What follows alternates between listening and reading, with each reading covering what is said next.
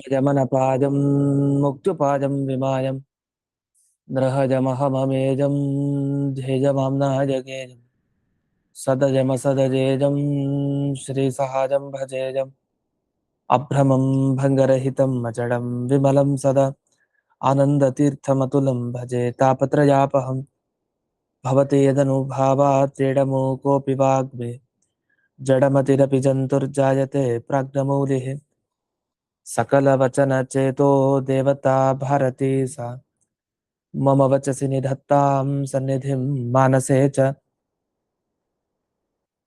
मिथ्या सिद्धान्तदुर्ध्वान्तविध्वंसन विचक्षणः जयतीर्थाख्यतरनिर्भासतां नो हृदम्बरे अर्थिकल्पितकल्पोऽयं प्रत्यर्थिगजकेसरि व्यासतीर्थगुरुर्भूयादस्मदिष्टार्थसिद्धये पूज्याय राघवेन्द्राय सत्यधर्मरताय च भजतां कल्पवृक्षाय नमतां कामधेनवे तपस्वाध्याय शुश्रूषा कृष्णपूजारतं मुनिं विश्वेशमिष्टदं वन्दे परिम्राट् चक्रवर्तिनं ಶ್ರೀಗುರುಭ್ಯೋ ನಮಃ ಹರಿ ಓಂ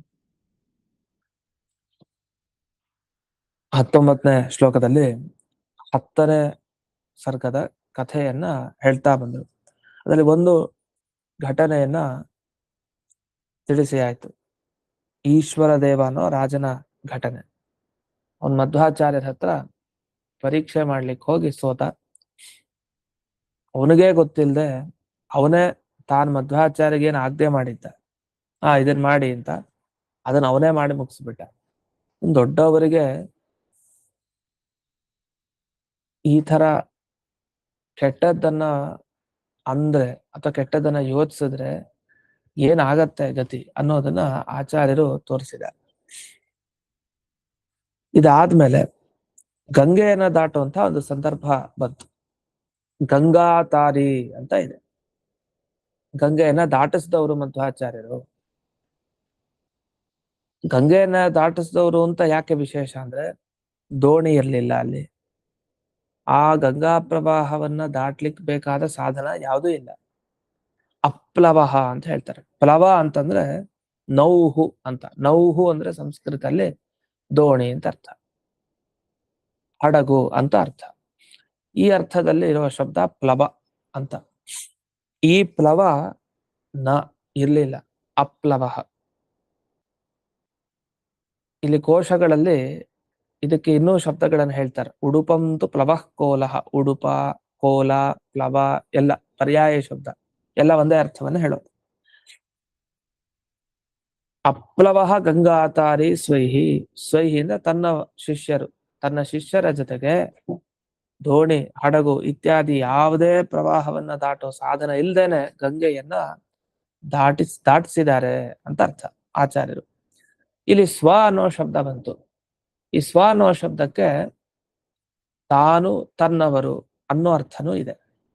ಆತ್ಮೀಯೇ ಸ್ವಹ ಅಸ್ತ್ರಿಯಾಂ ಧನೆ ಅಂತ ಇಲ್ಲಿ ಕೋಶ, ಅಮರ ಕೋಶವನ್ನ ಉಲ್ಲೇಖ ಮಾಡ್ತಾರೆ. ಅನೇಕ ಕೋಶಗಳನ್ನ ವ್ಯಾಖ್ಯಾನದಲ್ಲಿ ಉಲ್ಲೇಖ ಮಾಡ್ತಾರೆ. ಇದೊಂದು ಶೈಲಿ. ಒಂದು ಗ್ರಂಥಕ್ಕೆ ವ್ಯಾಖ್ಯಾನ ಬರಿಬೇಕಾದ್ರೆ ಅನೇಕ ಕೋಶ ವಾಕ್ಯಗಳನ್ನ ಕೊಡ್ತಾರೆ. ಅಮರಕೋಶ ಅದರಲ್ಲಿ ಪ್ರಸಿದ್ಧ. ಆದ್ರಿಂದ ಅದನ್ನ ಹೆಚ್ಚೆಚ್ಚು ಎಲ್ಲಾ ಕಡೆ ಸಿಗತ್ತೆ. ಆದ್ರಿಂದ ಆ ಅಮರ ಕೋಶವನ್ನ ಉಲ್ಲೇಖ ಮಾಡೋದು ಜಾಸ್ತಿ. ಅಮರಸಿಂಹ ಅಂತ ಬರೆದ ವ್ಯಕ್ತಿಯ ಹೆಸರು. ಈ ಅಮರಸಿಂಹನ ಅಮರಕೋಶದ ವಾಕ್ಯವನ್ನ ಆಗಾಗ ಇತಿ ಅಮರಹ, ಇತಿ ಅಮರಹ, ಈಗ ಅಮರದಲ್ಲಿದೆ, ಅಮರದಲ್ಲಿದೆ, ಅಮರಕೋಶದಲ್ಲಿದೆ ಅಂತ ಅರ್ಥ. ಅದನ್ನ ಬರೆದವನು ಅಮರಸಿಂಹ, ಅವನ ಕೋಶ ಅಮರಕೋಶ ಅಂತ. ವಸ್ತುತಃ ಅದರ ಹೆಸರು ನಾಮಲಿಂಗಾನುಶಾಸನಂ ಅಂತ ಅದಕ್ಕೆ ಹೆಸರು. ನಾಮಲಿಂಗಾನುಶಾಸನಂ ಅಂತ. ಆದ್ರೆ ಅಮರಸಿಂಹ ಅನ್ನೋ ವ್ಯಕ್ತಿ ಬರ್ತಿದೆ ಅಂದ್ರೆ ಅದು ಅಮರಕೋಶ, ಅಮರನ ಕೋಶ ಅಂತ ಪ್ರಸಿದ್ಧಿಗೆ ಬಂದಿದೆ. ನಾರಾಯಣ ಪಂಡಿತಾಚಾರ್ಯರ ಮಧ್ವ ವಿಜಯ ಅಂತ ಎಲ್ಲ ಸೇರಿಸ್ಕೊಂಡು ನಾರಾಯಣ ಪಂಡಿತಾಚಾರ್ಯರ ಮಧ್ವ ವಿಜಯ ಅಂತ ಹೇಳ್ದಂಗೆ ಆ ತರ ಪ್ರಸಿದ್ಧಿ. ಅಂತೂ ಇಲ್ಲಿ ತನ್ನವರು, ತಾನು ಎರಡೂ ಅರ್ಥದಲ್ಲಿ ಸ್ವ ಅನ್ನೋ ಶಬ್ದವನ್ನು ಬಳಸ್ತಾರೆ. ಇಲ್ಲಿ ಬಳಸ್ಲಿ, ಅದರಿಂದ ಏನಾಯ್ತು, ಈಗ ಘಟನೆಗೆ ಕಥಾಭಾಗಕ್ಕೆ ಬಂದ್ರೆ, ಈಗ ಆಚಾರ್ಯರು ಗಂಗೆಯನ್ನ ದಾಟಿಸಿದ್ರು, ಸರಿ. ಈ ದಾಟಿಸಿದ್ರಿಂದ ಮಹಿಮೆ ಏನ್ ಅರ್ಥ ಆಯ್ತು ನಮ್ಗೆ ಅಂದ್ರೆ, ನೋಡಿ, ಗಂಗೆಯಲ್ಲಿ ಪ್ರವಾಹ ಸಿಕ್ಕಾಬಟ್ಟೆ. ಗಂಗೆಯಲ್ಲಿ ಪ್ರವಾಹ ಅಂದ್ರೆ ವಸ್ತುತ ಗಂಗಾ ಶಬ್ದಕ್ಕೆ ಪ್ರವಾಹ ಅನ್ನೋ ಅರ್ಥ ಇದೆ. ಆ ಗಂಗೆಯಲ್ಲಿ ಪ್ರವಾಹ ಅನ್ನೋದಕ್ಕೆ ಏನರ್ಥ ಅಂದ್ರೆ ಅಷ್ಟು ಜೋರಾಗಿ ಆ ನೀರುಗಳ ಒಂದು ಸಂಚಾರ ಇದೆ, ಹರಿತಾ ಇದೆ, ಆ ವೇಗ ಇದೆ ಆ ಗಂಗಾ ಪ್ರವಾಹದಲ್ಲಿ. ಅಂಥ ಗಂಗಾ ಪ್ರವಾಹದಲ್ಲಿ ಏನ್ ವೇಗ ಇದೆ, ಆ ವೇಗದಲ್ಲಿ ಹಾಗೆ ದಾಟ್ಕೊಂಡು ಹೋಗೋದು ಸಾಧ್ಯ ಇಲ್ಲ. ಈಜ್ಕೊಂಡು ಹೋಗ್ಲಿಕ್ಕೂ ಸಾಧ್ಯ ಇಲ್ಲ. ಅಲ್ಲ, ಅಲ್ಲಿ ಯಾಕೆ ಅಲ್ಲಿ ಗಂಗಾದಲ್ಲಿ ದೋಣಿ ಇತ್ಯಾದಿಗಳ ವ್ಯವಸ್ಥೆ ಅಲ್ಲಿಲ್ಲ ಅಂತಂದ್ರೆ, ಪ್ರವಾಹ ಇತ್ತು ಅದಕ್ಕೆ ವ್ಯವಸ್ಥೆ ಇಲ್ಲ ಅಂದ್ರೆ ಅಷ್ಟು ದೊಡ್ಡ ಹಡಗು ಸಾಮಾನ್ಯವಾದ ಪ್ರವಾಹದಲ್ಲಿ ಅದು ಖಂಡಿತವಾಗಿ ಹೋಗ್ಬೋದು. ಅಂದ್ರೆ ಈ ತರದ ಪ್ರವಾಹದ ಸಂದರ್ಭದಲ್ಲಿ ಅದನ್ನ ದಾಟ್ಲಿಕ್ಕೆ ಸಾಧ್ಯ ಇಲ್ಲ. ಆದ್ರೂ ಅಲ್ಲಿನ ವ್ಯವಸ್ಥಾಪಕರು, ಆ ರಾಜ್ಯವನ್ನ ನೋಡ್ಕೊಳ್ಳೋನು ತುರುಷ್ಕ ಒಬ್ಬ ರಾಜ, ಅವನ ಒಂದು ಆಡಳಿತದಲ್ಲಿ ಅವನೇನ್ ಮಾಡಿದ್ದ, ಯಾರ್ಯಾರು ಶತ್ರುಗಳು ತನ್ನ ರಾಜಧಾನಿಗೆ ನುಗ್ತಾರೆ ಅಂತ ಹೇಳಿ ಗಂಗೆಯ ಹತ್ತಿರ ಯಾವ ಒಂದು ಹಡಗನ್ನು ಇಟ್ಟಿರ್ಲಿಲ್ಲ. ಆಗ ಆಚಾರ್ಯ ಏನ್ ಮಾಡಿದ್ರು, ತಮ್ಮ ಕಟಿ ಪ್ರದೇಶ ಏನಿದೆಯಲ್ಲ ಅದಕ್ಕೊಂದು ವಸ್ತ್ರ ಕಟ್ಕೊಂಡ್ರು, ಅದನ್ನ ಹಿಡ್ಕೊಳ್ಳಿ ಅಂತ ಶಿಷ್ಯರಿಗೆ ಹೇಳಿದ್ರು, ತಾವೇ ಕೈಯಿಂದ ಈಜಾಡಿ ಬಂದ್ರಿ ಈ ಕಡೆ. ಈ ರೀತಿ ಆಚಾರ್ಯರ ಒಂದು ಮಹಿಮೆ ಏನು ಅಂದ್ರೆ ಗಂಗೆಯನ್ನ ಆರಾಮಾಗಿ ತಾವು ಶಿಷ್ಯರನ್ನು ದಾಟಿಸಿ ತಾವು ಈ ಕಡೆ ಬಂದಿದ್ದಾರೆ. ಅದನ್ನ ಇಲ್ಲಿ ವರ್ಣಿಸ್ತಾರೆ. ಶತ್ರುಶಂಕಯ ಪ್ಲವಹೀನಾಂ ಗಂಗಾಂ ಸ್ವಕಟಿಭಾಗಾವಲಂಬಿಭಿ ಶಿಷ್ಯೈ ಸಹ ಸ್ವಹಸ್ತಾಭ್ಯಾಂ ತೀರ್ಣವ ಅಂತ ತಮ್ಮ ಹಸ್ತಗಳಿಂದ ದಾಟಿದ್ದಾರೆ. ಇದಾದ್ಮೇಲೆ ಇನ್ನೊಂದು ಸ್ವರೀತ್ಯ ವಶಿತ ಯವನರಾಟ್ ಅಂತ ಹೋದ್ರಲ್ಲ, ಗಂಗೆಯನ್ನು ದಾಟಿ ಹೋದ್ಮೇಲೆ ರಾಜಭಟರು ಯಾರಿದ್ರು ಅವರೆಲ್ಲ ಮಧ್ವಾಚಾರ್ಯನ ಕರ್ಕೊಂಡು ಹೋಗ್ತಾರೆ ರಾಜನ ಹತ್ರ, ಅಂದ್ರೆ ಶಿಷ್ಯರ ಸಮೇತವಾಗಿ. ಯಾಕೆ, ರಿಪು ನೃಪವೀರ ಶಂಕಯ, ಇನ್ ಯಾರಾದ್ರೂ ನಮ್ಮ ಶತ್ರು ರಾಜ ಇರಬಹುದಾ, ಆ ಶತ್ರುರಾಜನ ಕಡೆಯವರು ಇರಬಹುದಾ, ಈ ವೇಷವನ್ನ ಹಾಕೊಂಡ್ ಬಂದಿದ್ದಾರೆ ಅಂತ ರಾಜಭಟರಿಗೆ ಸಂಶಯ. ಅದಕ್ಕೆ ನಮಗೆ ಇವ್ರಿಂದ ತೊಂದರೆ ಆಗತ್ತೆ ಅಂತ ಹೇಳಿ ಅವ್ರು ಸೀದಾ ರಾಜನ ಹತ್ರ ಕರ್ಕೊಂಡ್ ಬಂದ್ರು. ರಾಜನ ಹತ್ರ ಕರ್ಕೊಂಡ್ ಬಂದಾಗ ಆ ರಾಜನನ್ನ ನೋಡಿ ಮಧ್ವಾಚಾರ್ಯರು ಆ ದೇಶದಲ್ಲಿ ಆ ಕಾಲದಲ್ಲಿ ಯಾವ ರೀತಿ ಮಾತಾಡ್ಬೇಕು ಆ ರೀತಿ ಮಾತಾಡಿದ್ರು. ಇದನ್ನ ಕಲಿಬೇಕು, ಅದೊಂದು ಶಿಕ್ಷಣ. ಹೇಗೆ ಭಗವಂತ ಭೂಮಿಗೆ ಅವತಾರವನ್ನ ಎತ್ತಿ ಬರ್ತಾನೆ, ಮನುಷ್ಯನಾಗಿ ಬರ್ತಾನೆ. ಯಾಕೆ ಬರ್ತಾನೆ, ಮನುಷ್ಯರೇ ಹೇಗಿರ್ಬೇಕು ಅಂತ ತೋರಿಸ್ಲಿಕ್ಕೆ ಬರ್ತಾನೆ. ಹಾಗೆ ಆಚಾರ್ಯರು ಈ ಆಪತ್ಕಾಲ ಬಂದ್ರೆ ನಾವು ಯಾವ ದೇಶದಲ್ಲಿದ್ದೀವಿ, ಈಗ ನಾವು ನಮ್ಮ ಮನೆಯಲ್ಲಿದ್ರೆ ಬೇರೆ ಮಾತು, ನಾವಿರೋದೆಲ್ಲೋ ಬೇರೆ ಕಡೆ, ಅಲ್ಲಿ ಯಾರೂ ನಮ್ಮವ್ರು ಅಂತಿಲ್ಲ, ಅಂತ ಒಂದ್ ಜಾಗಕ್ಕೆ ಹೋಗಿ ಸೇರಿದೀವಿ. ಮತ್ತೆ ನಾವಿರೋ ಟೈಮು ಸರಿ ಇಲ್ಲ, ಅದು ಯಾವಲ್ಲ ರಾತ್ರಿ ಕಾಲ ಅಂತ ಇಟ್ಕೊಳ್ಳಿ, ಹೋಗಿದ್ದು ರಾತ್ರಿ ಆಗೋಗಿದೆ, ಮಧ್ಯರಾತ್ರಿ, ಎಲ್ಲ ಬೇರೆಯವ್ರು ಯಾರೋ, ನಮ್ಮವ್ರು ಯಾರೂ ಇಲ್ಲ, ನಾವೊಂದ್ 3-4 ಜನ ಇದ್ದೀವಿ. ನಮ್ಮನ್ನ ಅವ್ರ ಶತ್ರುಗಳು ಅಂತ ಯಾರೋ ಭಾವಿಸಿ ಕರ್ಕೊಂಡ್ ಹೋದ್ರು ನಮ್ಮನ್ನ ಅಂತ ಇಟ್ಕೊಳ್ಳಿ. ನಾವ್ ಏನ್ ಮಾಡ್ಬೇಕಾಗ ಅಂದ್ರೆ ಆ ಸಮಯದಲ್ಲಿ ಯಾವ ಸಂದರ್ಭದಲ್ಲಿ ನಾವಿದ್ದೀವಿ ಅದನ್ನ ನೋಡ್ಕೊಂಡು ಆಗ ಏನ್ ಮಾತಾಡ್ಬೇಕು ಅಷ್ಟ್ ಮಾತಾಡ್ಬೇಕು. ಆಪತ್ಕಾಲದಲ್ಲಿ ಮಾತಿನ ಮುಖಾಂತರ ಪರಿಹಾರ ಮಾಡ್ಕೊಂಡು ಹೊಟ್ಟೋಗ್ಬೇಕು ಮುಂದಕ್ಕೆ. ಹಾಗಂತೇಳಿ ಅವ್ರ ಜೊತೆ ಯುದ್ಧ ಮಾಡ್ಲಿಕ್ಕಾಗತ್ತ, ಇಲ್ಲ. ಆದ್ರೆ ಇಲ್ಲ, ಹಾಗಿರ್ಲಿಲ್ಲ. ವಸ್ತುತಃ ಆಚಾರ್ಯರಿಗೆ ಅಂತ ಶಕ್ತಿ ಇತ್ತು. ಆರಾಮ ಗಂಗೆಯನ್ನೇ ಹೀಗ್ ದಾಟಿಸ್ತವ್ರಿಗೆ ಇವ್ರನ್ ಗೆಲ್ಲೋದೇನ್ ದೊಡ್ಡ ವಿಷಯ ಅಲ್ಲ. ಆದ್ರೂ ನಮಗೆ ಶಿಕ್ಷಣವನ್ನ ನೀಡ್ಲಿಕ್ಕೆ ಹೀಗೆ ಆಚಾರ್ಯರು ಬಂದಿನ ದಿವಸ ದೇಶಕಾಲ ಉಚಿತ ತದೀಯ ಭಾಷೆಯ, ಅವನ ಭಾಷೆಯಿಂದ ಅಂತ ಹೇಳ್ತಾರೆ, ತುರುಷ್ಕನ ಭಾಷೆಯಿಂದ ಅಂತ. ತುರುಷ್ಕನ ಭಾಷೆಯಿಂದ ಅಂತಂದ್ರೆ ಅವನಿಗೆ ಅರ್ಥ ಆಗೋ ರೀತಿಯ ಮಾತೇನಿದೆಯಲ್ಲ ಆ ಮಾತಿನಿಂದ ಆ ರಾಜನಿಗೆ ಸ್ವಯಂ ಇವರು ಪೂಜ್ಯರು, ಇವರು ಗೌರವ ಕೊಡ್ಬೇಕು, ನಾನು ಇವ್ರ ಮಾತನ್ನ ಕೇಳ್ಬೇಕು ಅಂತ ಅನಿಸ್ತು. ಹಾಗ್ ಮಾಡಿ ಮುಂದಕ್ಕೆ ಹೊರಟು ಅಂತ. ಇಷ್ಟು ವಶಿತ ಯವನರಾಟ್ ಸ್ವರೀತ್ಯ ಅಂತ ಹೇಳ್ತಾರೆ. ಸ್ವರೀತ್ಯ ಅಂದ್ರೆ ಆ ತುರುಷ್ಕ ರಾಜ ಏನಿದ್ದಾನೆ ಆ ತುರುಷ್ಕ ರಾಜನ ರೀತ್ಯ ಅವನ ಭಾಷೆಯಿಂದ, ಅಂದ್ರೆ ಅವನಿಗೆ ಅರ್ಥ ಆಗೋ ರೀತಿಯಲ್ಲಿ ಆ ಯವನ ರಾಜನನ್ನ ವಶೀಕರಣ ಮಾಡಿದ್ದಾರೆ. ಯವನ ರಾಜ ಅಂದ್ರೆ ಮ್ಲೇಚ್ಛ ರಾಜ, ಯವನರು ಅಂದ್ರೆ ತುರುಷ್ಕರು, ಮ್ಲೇಚ್ಛರು ಅನ್ನೋ ಇನ್ನೊಂದು ಶಬ್ದದಲ್ಲೂ ಕರೀತಾರೆ. ಯವನ, ಮ್ಲೇಚ್ಛ, ತುರುಷ್ಕ ಅಂತ ಇಷ್ಟು ಶಬ್ದ ಇದೆ. ಇನ್ನು ಇದೊಂದು ಘಟನೆ ಆಯ್ತಲ್ಲ, ಇನ್ನೊಂದು ಘಟನೆಯಲ್ಲಿ ಇವರು ಒಂದು ದಾರಿಲಿ ಹೋಗ್ತಾ ಇದ್ರು ತೀರ್ಥಯಾತ್ರೆ ಕಾಲದಲ್ಲಿ. ಆಗ ಕೆಲವರು ಕೊಲ್ಬೇಕು ಅಂತ ಕಳ್ಳರು ಬಂದ್ರು, ಪರಸ್ಪರ ಅವ್ರವ್ರು ಹೊಡ್ಕೊಳ್ಳೋ ಹಾಗೆ ಮಾಡ್ಬಿಟ್ರು. ಅದೇನಾಯ್ತು, ಮಧ್ವಾಚಾರ್ಯರಿಗೆ ಹಿಂಸೆ ಮಾಡ್ಬೇಕು ಅಂತ ಬಂದ್ರು ಅವರು. ಆ ದುಷ್ಟರು. ಆಗ ಇವ್ರು ಏನ್ ಮಾಡಿದ್ರು, ಸ್ವೀಯಾನ್ ಕ್ವಚಿನ್ ನಿಕ್ಷಿಪ್ಯ, ನೀವೆಲ್ಲ ಒಂದ್ ಕಡೆ ಇರಿ ಅಂತ ಹೇಳಿ ಒಂದ್ ಕಡೆ ಇರಿಸಿದ್ರು ತಮ್ಮ ಶಿಷ್ಯರನ್ನ. ತಾವು ಒಂದು ಪಟಪಿಂಡಂ ನಿಧಾಯ, ಒಂದ್ ಬಟ್ಟೆಯನ್ನು ಸುತ್ಕೊಂಡ್ರು, ಗಂಟು ಮಾಡ್ಕೊಂಡ್ರು. ಆ ಗಂಟು ಮಾಡ್ಕೊಂಡು ತಾವು ಆ ಕಳ್ಳರ ಮಧ್ಯೆ ಹೋಗೋದು, ಆಚೆ ಈಚೆ ಹೋಗೋದು, ಅವ್ರಿಗೆ ಸಿಗದೆ ಇರೋ ಹಾಗೆ ಮಾಡೋದು. ಯಾಕಂದ್ರೆ ಅದು ಗಂಟು ನನಗ್ ಬೇಕು ಅಂತ, ದುಡ್ಡಿಂದು ಬೇಕು ಅಂತ ಪರಸ್ಪರ ಘರ್ಷಣೆಗೊಳಗಾದ್ರು. ನನಗ್ ಬೇಕು ಅಂತ ಆಚೆ ಈಚೆ ಗುದ್ದಾಡ್ಕೊಂಡು ಹಾಗೆ ಹೋಗ್ಬಿಟ್ಟು, ಈ ತರ ಇವ್ರನ್ನ ಹಿಂಸೆ ಮಾಡ್ಲಿಕ್ಕೆ ಬಂದವ್ರಿಗೆ ಶಿಕ್ಷೆಯನ್ನ ಕೊಟ್ರು. ಅವ್ರಿಗೆ ಅವರೇ ಪರಸ್ಪರ ಹೊಡೆದಾಡ್ಕೊಂಡ್ರು, ಹಿಂಸೆ ಮಾಡ್ಕೊಂಡ್ರು ಅಂತ ಅರ್ಥ.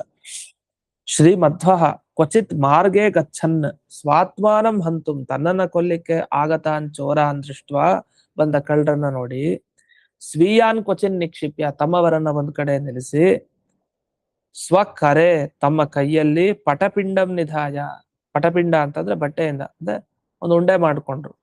ಅಲ್ಲಿ ಏನಿಲ್ಲ ಆ ಬಟ್ಟೆ ಒಳಗಡೆ ಏನಿಲ್ಲ, ಆದ್ರೂ ಸ್ವಯಂ ಚೋರ ಮಧ್ಯೆ ಕತ್ತ, ಸೀದಾ ಕಳ್ಳರ ಮಧ್ಯದಲ್ಲಿ ನಿಂತು ದ್ರವ್ಯ ಬುದ್ಧಿ, ಇಲ್ಲೇನೋ ಇದೆ ನಮಗ್ ಬೇಕಾಗಿರೋದು ಅಂತ ಬುದ್ಧಿನ ಅವ್ರಿಗೆ ತರಿಸಿದ್ರು. ಪರಸ್ಪರಂ ಘಾತಯಮಸ, ಅವ್ರ ಕೈಗೆ ಸಿಗ್ತಾನೆ ಇಲ್ಲ ಯಾರಿಗೂ, ಅವ್ರಿಗೆ ಹಿಡಿಲಿಕ್ಕೆ ಹೋಗ್ತಾರೆ, ಇವ್ರೇ ಹೊಡ್ಕೊಂತಾರೆ. ಆ ತರ ಆಯ್ತು. ಇದು ಒಂದು ಘಟನೆ. ಇನ್ನು ಮತ್ತೊಂದ್ ಕಡೆ ತೀರ್ಥಯಾತ್ರಾ ಸಂದರ್ಭದಲ್ಲಿ ಆಚಾರ್ಯರು ತಮ್ಮ ಶಿಷ್ಯನ ಮುಖಾಂತರ ಈ ಕಳ್ಳರನ್ನ ಓಡಿಸಿದ್ರು. ತಮ್ಮ ಶಿಷ್ಯ ಅಂದ್ರೆ ಯಾರು, ಉಪೇಂದ್ರ ತೀರ್ಥರ ಮುಖಾಂತರ ಓಡಿಸಿದ್ದಾರೆ ಅಂತ. ಅದೇನಾಯ್ತು, 100 ಜನ ಬಂದ್ಬಿಟ್ರು ಒಟ್ಟಿಗೆ ಎಲ್ರನ್ನ ಕೊಲ್ಲಿಕ್ಕೆ.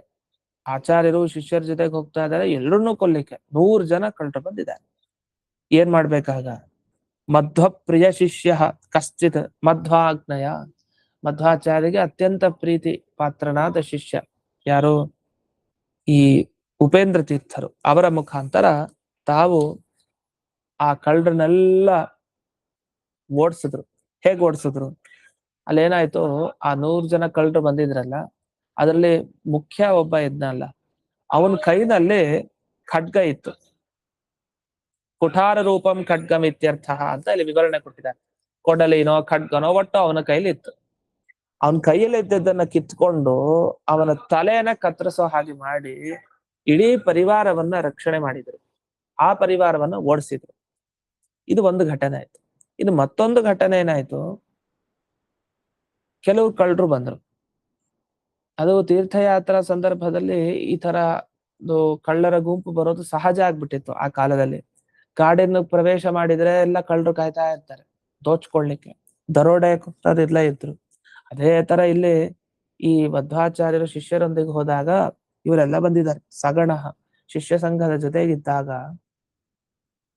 ಎಂಥ ಒಂದು ಸಾಮರ್ಥ್ಯವನ್ನ ಈ ಸಲಿ ತೋರಿಸಿದ್ರು ಅಂದ್ರೆ, ಒಂದ್ಸಲಿ ಅವರೇ ವಾರಣೆ ಮಾಡಿದ್ರು ಕಳ್ಳರನ್ನ, ಇನ್ನೊಂದ್ಸಲಿ ತಮ್ಮ ಶಿಷ್ಯರ ಮುಖಾಂತರ ಮಾಡಿದ್ರು. ಈಗೇನ್ ಮಾಡಿದ್ರು, ಶಿಲಾಭ ಆಸೀತ್.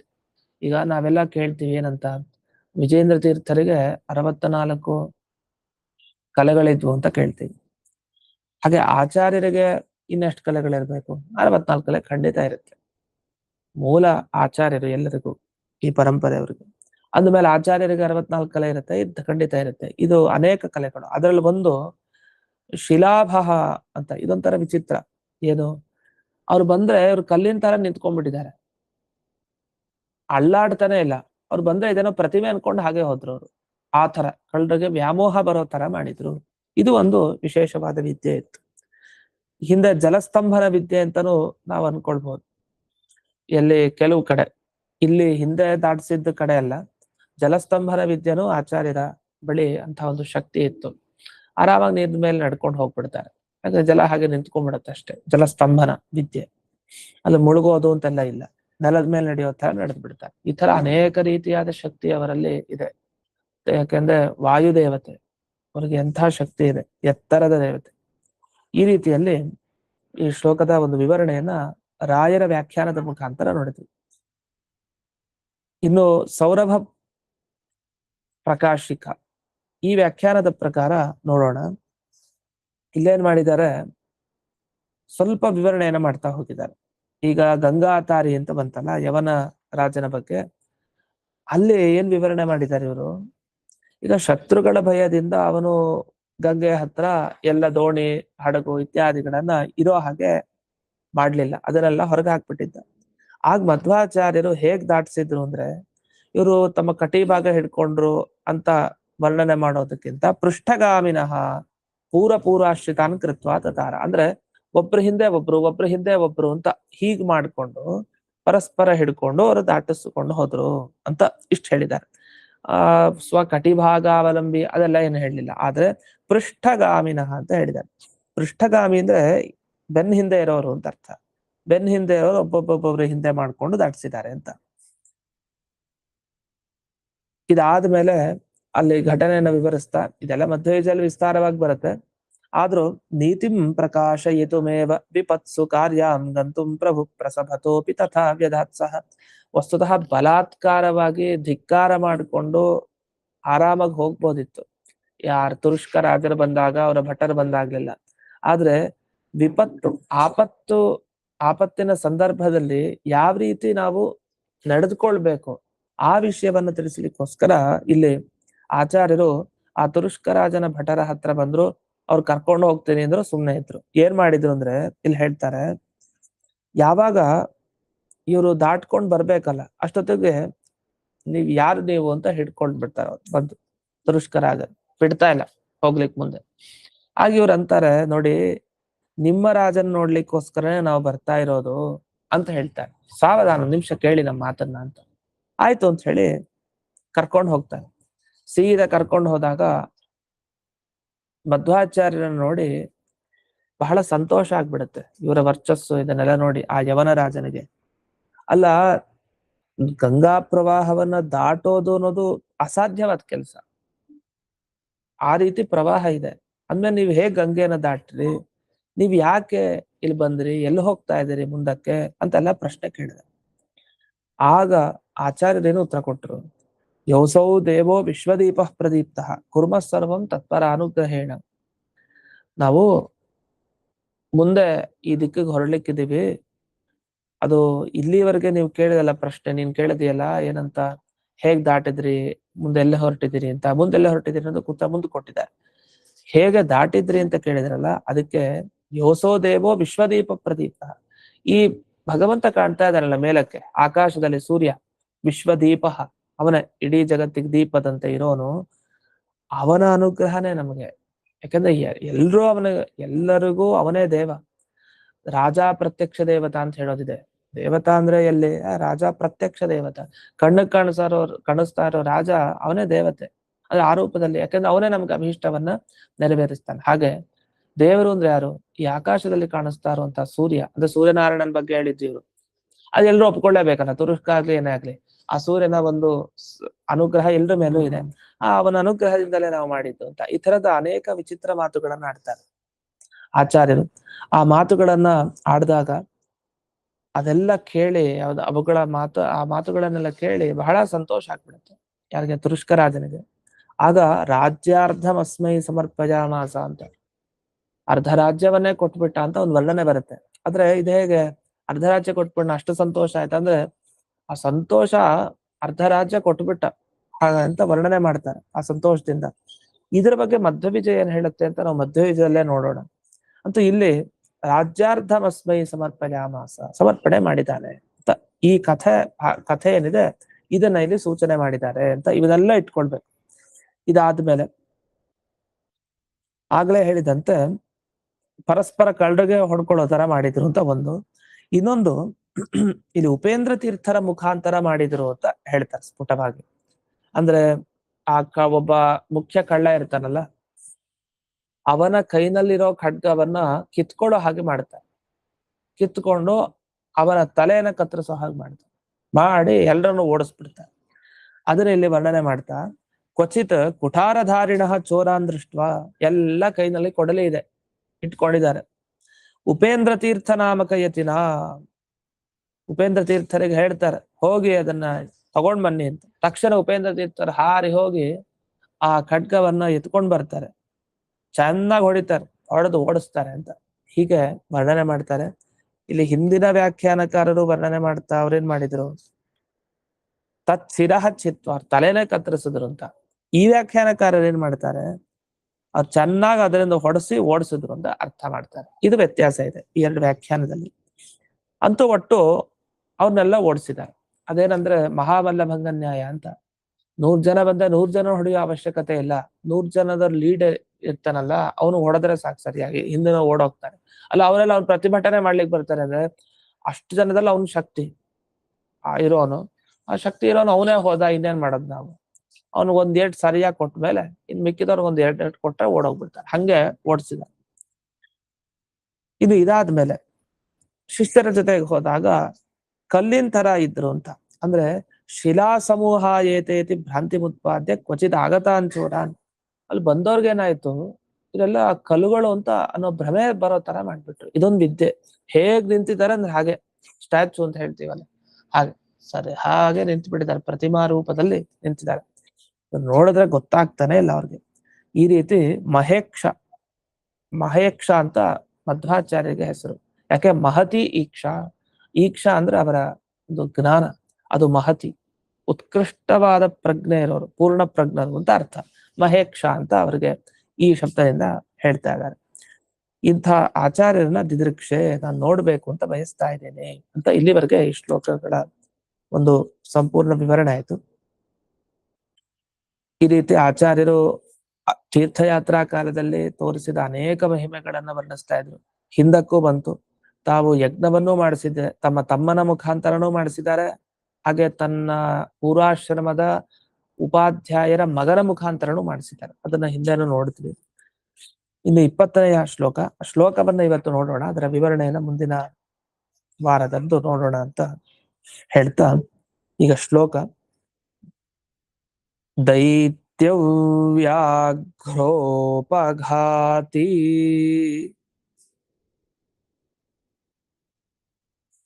ನರಸಖಕರತೋ ಲಬ್ಧ ಗೌರೋಪಲಾರ್ಚೋ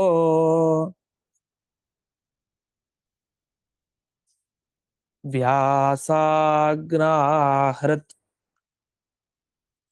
ಸ್ತುತರ್ತಾ ಲಘುಸುರಸರಿತೋ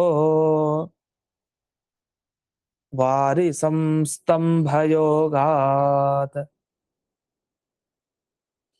ಭಿತ್ವಾ ಭೂಮಿಂ ದ್ಯುನದ್ಯಾ ಮಠಮುಪಗತಯಾ ವಂದಿತೋ ಮೂರ್ತಿಮತ್ಯಾ ಯೂನೋನೇಕಾನ್ ವಿಜಿಗ್ಯೆ ಯುಗಪದುಪಗತಾನ್ ಯಸ್ಸಲೀಲಂ ತಮೀಳೇ. ಹಿಂದಿನ ಶ್ಲೋಕದಲ್ಲಿ ಈ ಪಾಠಗಳಲ್ಲಿ ಒಂದು ವ್ಯತ್ಯಾಸ ಇದೆ. ಅದರಲ್ಲಿ ಯಾವ ಪಾಠದಲ್ಲಿ ವ್ಯತ್ಯಾಸ ಇದೆ ಅಂತ ಒಂದು ಹೇಳ್ಬಿಡ್ತೇನೆ. ಈ ಮೊದಲನೇ ಲೈನ್ನಲ್ಲಿ 19ನೇ ಶ್ಲೋಕದಲ್ಲಿ ವ್ಯಧಾತ್ ಅಪ್ಲವಸ್ವೈಹಿ ಅಂತಿದೆಯಲ್ಲ, ಅಲ್ಲಿ ಅಪ್ಲವೈಹಿ ಸ್ವೈಹಿ ಅಂತಾನು ಪಾಠ ಇದೆ. ಅಂದ್ರೆ ತನ್ನವರಿಗೂ ದೋಣಿ ಹಡಗೆ ಅದು ಇರ್ಲಿಲ್ಲ ಅಂತ ಅರ್ಥ. ಅದನ್ನ ಸ್ವೈಹಿ ಅಂದ್ರೆ ಯಾವುದೇ ಸಹಾಯ ಇಲ್ಲದೆ ಇರುವಂತಹ ಶಿಷ್ಯರು, ಅಂದ್ರೆ ಅವರು ಅಸಹಾಯಕರು, ಏನೂ ಇಲ್ಲ, ದೋಣಿ ಇಲ್ಲ, ಹಡಗಿಲ್ಲ, ಏನಿಲ್ಲ ಅಂತ. ಅಪ್ಲವೈಸ್ವೈಹಿ ಅಂತ ಪಾಠ ಇದೆ. ಇನ್ನೊಂದು ಅಪ್ಲವಸ್ವೈಹಿ ಅಂತ. ಇನ್ನು ಮುಂದೆ ಗಂಗಾತಾರಿ ಸ್ವರೀತ್ಯ ಅಂತ ಇದೆ. ಸ್ವನೀತ್ಯ, ನೀತಿ ಅಂತ ಇನ್ನೊಂದು ವ್ಯಾಖ್ಯಾನದಲ್ಲಿ ಪಾಠ ಹಿಡಿದಿದ್ದಾರೆ. ಇದಾದ್ಮೇಲೆ ಕೊನೆಯ ಲೈನಲ್ಲಿ ಯೋಗೇನಾಸೀತ್ ಶಿಲಾಭಃ ಅಂತಿದೆ. ಅದು ಯೋಗೇನಾಭೂತ್ ಶಿಲಾಭಃ ಅಂತ ಪಾಠಾಂತರ ಇದೆ. ಇದೆಲ್ಲ ವ್ಯತ್ಯಾಸಗಳು ಈ ಶ್ಲೋಕದ ಪದಗಳಲ್ಲಿ ಕಾಣ್ಬೋದು.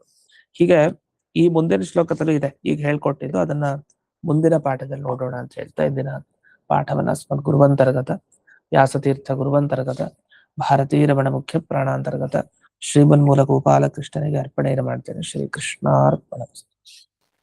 ಶ್ರೀಕೃಷ್ಣ ಅರ್ಪಣ. ನಮಸ್ಕಾರ ಆಚಾರ್ಯ. ಹರೇ ನಮಃ. ನಮಸ್ಕಾರ ಆಚಾರ್ಯ.